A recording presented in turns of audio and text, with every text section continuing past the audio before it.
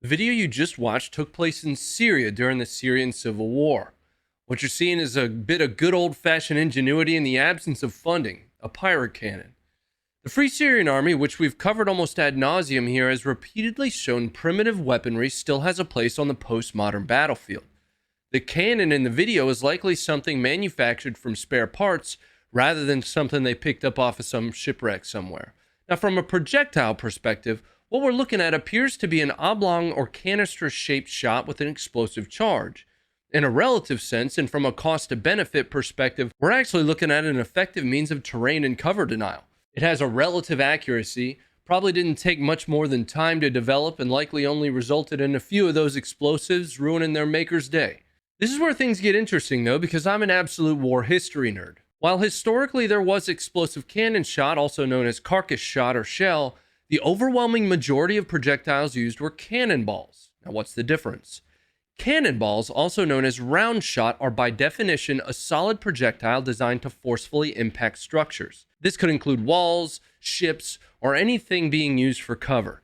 Now, in instances where round shot was used against personnel, it would typically be bounced or skipped off the ground against high-density formations for maximum effectiveness.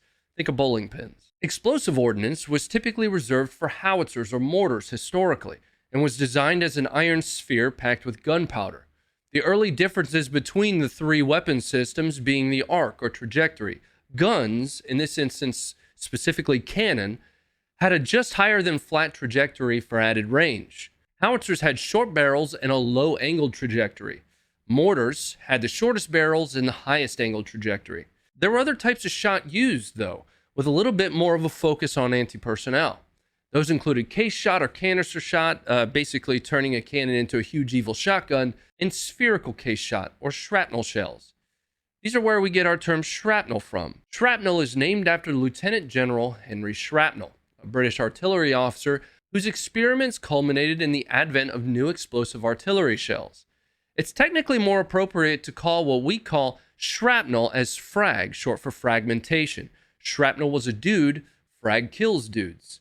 Bringing this back home for you, what we're witnessing is history repeating itself out of necessity. While certain foreign powers have been funding and proxying their prowess into some of these rebel factions, there's still a necessity to just make stuff work with what you have on hand when you need to. Ingenuity is born out of necessity.